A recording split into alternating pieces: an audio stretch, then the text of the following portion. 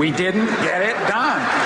This is unfair. You don't know what to speak about. Do you think it's easy to make priorities? Leaders set priorities. Leaders get things done. Stéphane Dion, not a leader, not worth the risk. Authorized by the registered agent for the Conservative Party of Canada.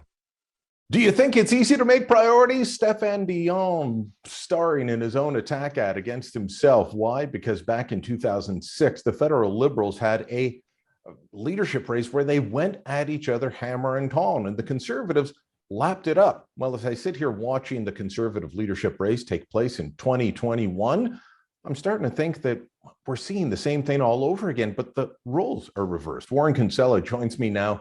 Warren, you know, I wrote a piece saying that the Conservatives infighting with Pierre Poilievre and Patrick Brown and taking shots at Jean Charest, people calling each other intolerant of immigrants or liars or, you know, all these other things, that it only helps the Liberals.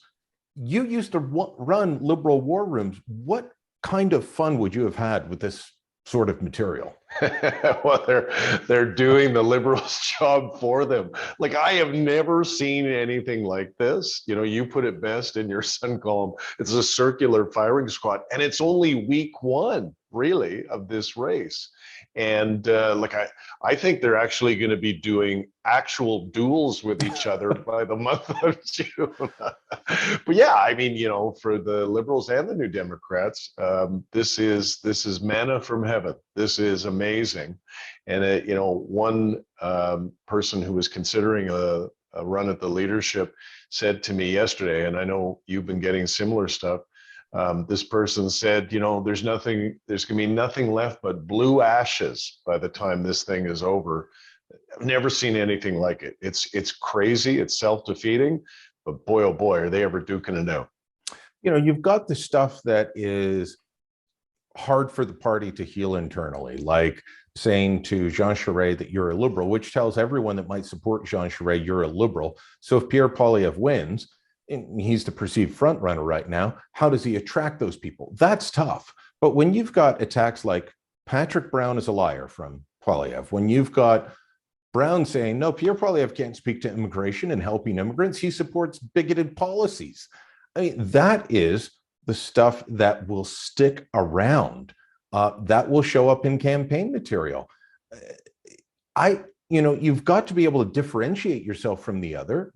I don't mind putting up the dukes a little bit, but this seems to be going above and beyond.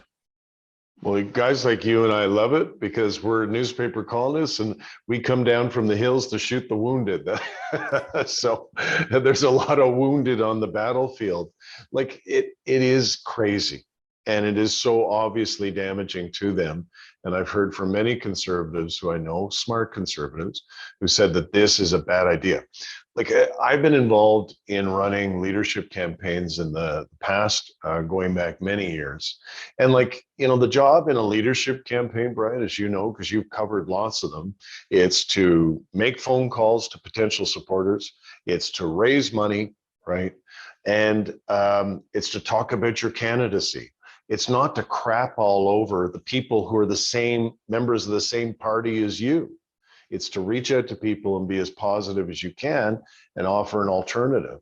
And all they're doing here is Justin Trudeau's dirty work. It's a big, big mistake. Norman Spector, who was a former diplomat for Canada, ambassador to Israel. He served high inside the civil service at the federal level in British Columbia. He was chief of staff to Brian Mulroney. He is watching this and said that, shouldn't you all be spending more time on Justin Trudeau? They're not. Now, Brown and Poilievre are going at it hard. Jean Charest taking hits, but he's not doing it so far. Does he need to start doing it to get some excitement around his campaign? Or, you know, does he look like the adult in the room by doing this? You know, there's the possibility that he could be left out of the fight, or that he ends up looking good from the fight. I think Charest needs to up his game. You know, his social media content looks like a 14th century woodcut. It's pretty bad. Poilievre's stuff looks pretty good. But, you know, Poilievre, I think, is making a mistake. He's really the one who set the tone from the start, is attacking everybody who would potentially be a member of his caucus, a member of his future cabinet. Liberal Premier Jean Charest brought in a carbon tax, a fuel tax, and higher sales taxes on gasoline in the province of Quebec. He's got a coalition pact, a secret deal with Patrick Brown, who, after claiming he was against a carbon tax, flip-flopped and came out in favor of one. They're just like Justin Trudeau. Like, I don't know how some of these people are going to work together after the fact.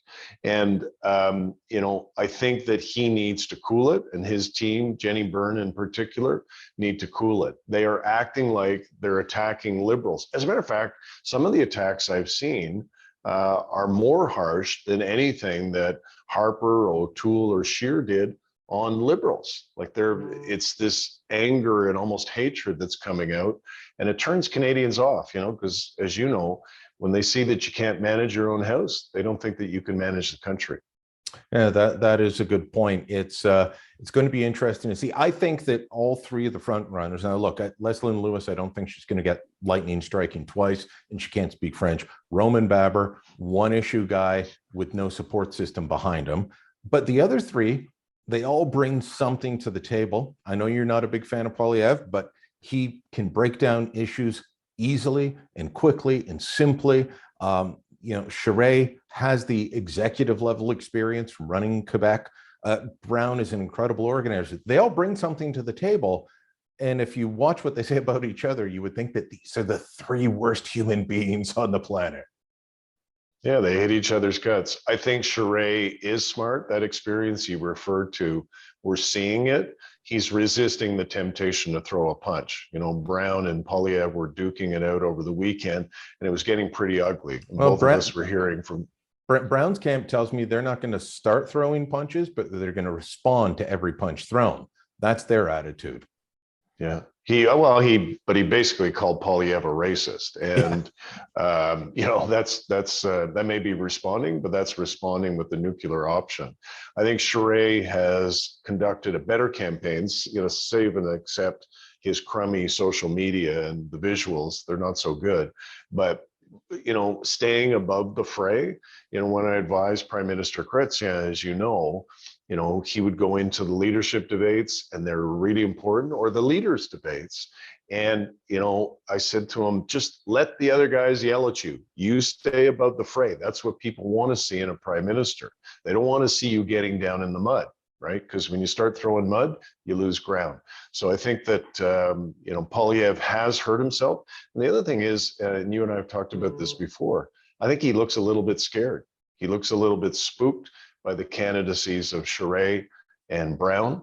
And, that's not a good look. If he's the front runner people think he is, it's an odd look to be punching down. We'll ask the audience, let us know what you think. Drop a comment down below, share this on social media, and make sure you subscribe to our channel.